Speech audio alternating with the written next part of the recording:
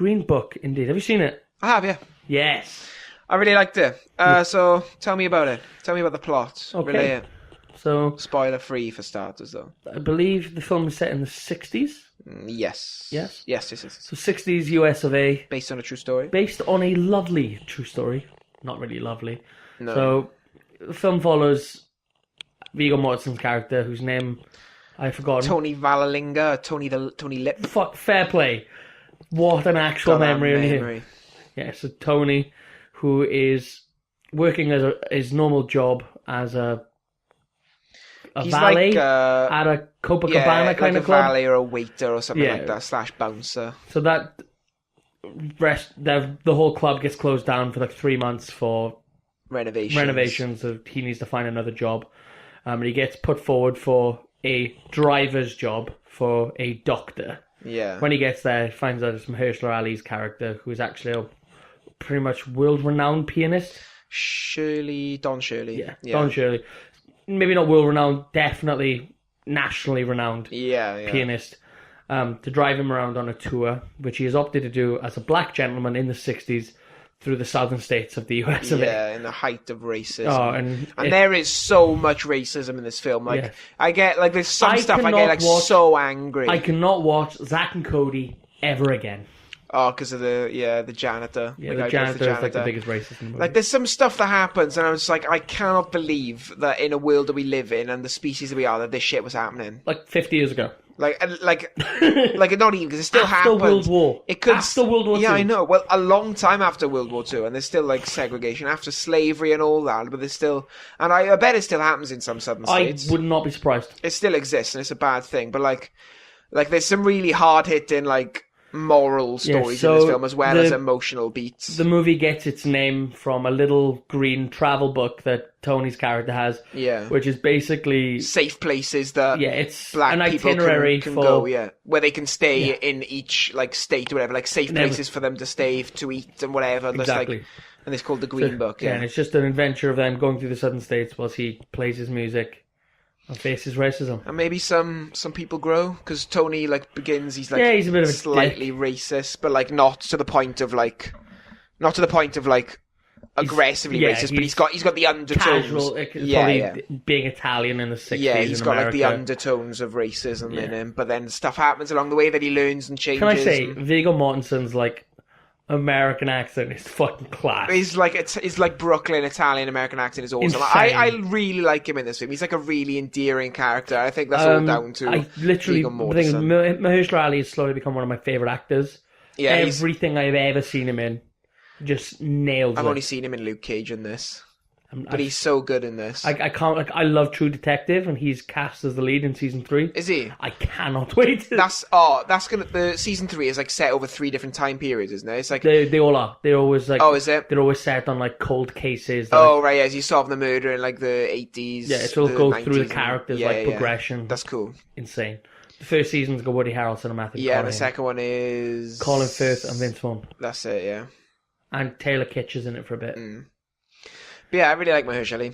And the film, like, there's some, like, we'll go into spoilers now, but there's like some bits that you're like, fucking hell, like when he's in the house, like, he gets paid by these, like, rich white people to go to their homes and play for them to entertain them.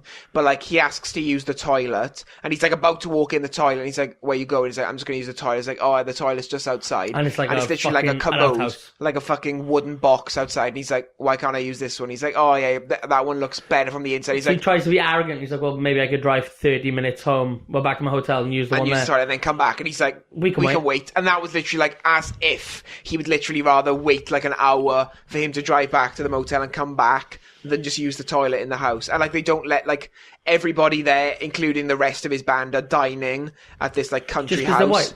And because he's black, he's not allowed to eat. One of them is Russian. One of them's Russian, yeah. And Igor or something like that, his name is. He is more accepted, as in, like, Russia an American being black guy, yeah. Insanity. And the fact that they've sought this guy out, they've paid for him to come and play for them, but yet they're still treating him like shit. Like, like, his cloakroom, his dressing room is just like a little broom cupboard in the restaurant. Yeah. They don't let him eat in the restaurant. They make him go down to like a bar halfway down the road.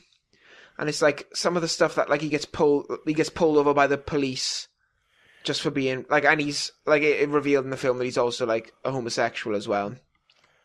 And he gets arrested, doesn't he? Because the cop that like pulls him over for speeding or driving late or whatever, he's also racist to Tony, because like obviously Tony is Italian American, still an immigrant. Yeah, so like he was raised like, obviously that was Tony's first experience with being like having someone be racist to them. So he punches the guy, and they both get arrested. And then I just laughed so hard that like the doctor rang the Attorney General of the United States, like John F. Kennedy's brother, to get him out. Yeah. That's so hilarious. Because obviously very early in the movie it's hinted, well, it's when he played in the White House like twice or something, yeah. So that's hilarious that happens. But it's like, it's good to see Tony's progression, like he's like his first ever experience with racism against him, and he like reacts like that, but then the doctor's like... I also really, really like the intertwining bits where they're writing the letters. Oh yeah. I really like those. Yeah, like, because he's writing letters back to his home, but he's like, the doctor's educating Tony like how to write the letters better. Because his letters were shite. Yeah, but it's really good how, like, he sort of teaches him manners and stuff, but then it's sort of, he grows throughout the film to be more accepting of all this, and like, he sees the other side of the coin, and he's like, okay, and then obviously invites him around for Christmas dinner at the end, and they all have... I think it's one of those movies that are like, I would just recommend anyone. Yeah, it's a good, like, especially in today's political climate and today's like social climate, it's a good just to see like how things were and how things are. Like, but it's also a really good feel-good film. Like I love watching a movie. Like I try to watch as many of the Best Picture nominees as I can. Yeah. And this is deserving of one. This isn't like an Oscar bait film that they've made it just to try and get an Oscar. This is like a film that's worth making anyway, because it's just a good film. Like, do you know what I mean? My favorite film of last year was Black Klansman. Yeah. One of my favorite films of last year. Yeah. And that's like a Best Picture nominee. I didn't know that it was made by Tony's son. Yeah? Yeah, it's written and either produced or directed by his son. I can't remember his name. His son is obviously played by somebody in the film, like a little kid. But yeah, I didn't realise it was made by him, so it's... I love the reveal at the end, obviously, because they don't hint that it's a true story until the end. Yeah. And then they obviously show pictures of them, and they died like within months of each other, and they stayed like really good friends. And to be fair, they look pretty... Is Viggo Mortensen... Does he just look like that now, or did he look like that to play this role? Takes a bit of both. Yeah, because it showed pictures of them at the end, like they all doing these like based on a true story. They show like the real people at the end, like they did with the Laurel Hardy film, and they look pretty dead on, the two of them, to be fair. And so screenplay was written by Peter Farrelly, Nick Vallelonga, and Brian Curry. So it was written by his elder son, I think, or younger son, or whatever. One of the sons. It's good that they have a member of the family to do it. Yeah. It's well worthy of whatever. I said I would just recommend anyone to check it out. Like, it was such a good film. I really enjoyed it.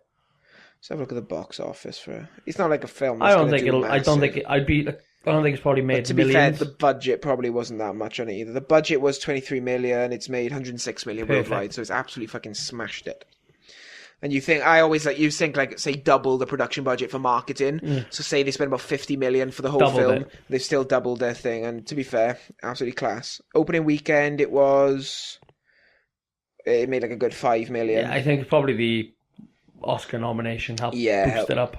Such a good film that I really want to watch it again. Like some of the undertones, like you still get like the hints of like slavery that used to happen. Like you see that like a load of black people working in the field and the farm and stuff. That bit is amazing. And then he like stares at them all, and then he like has the white guy opening the car door for him. He sits in and has the white guy drive him away, and it's like that's like the two different ways, like how it used to be and how it now is. And I just think it's really good like that. And like I like Tony's like progression from like starting to be a bit racist, saying out racial slurs and stuff, and then he like slowly becomes more accepting and like a better person. It's good. Yeah, he just realizes that he's human. It just brings the whole movie is just like seeing another man on like as a human. That's all it is. Yeah, but it's done very, very well. Exactly. Out of 10, you would give it 10. Yeah, I'll give it a good hit between. It's my favorite film I've seen so far this year. So we're only in February. Yeah. Easily one of the best. So far, 2019 is coming up good for films, isn't it? I've seen a couple of films so far this year. I haven't really seen a stinker yet.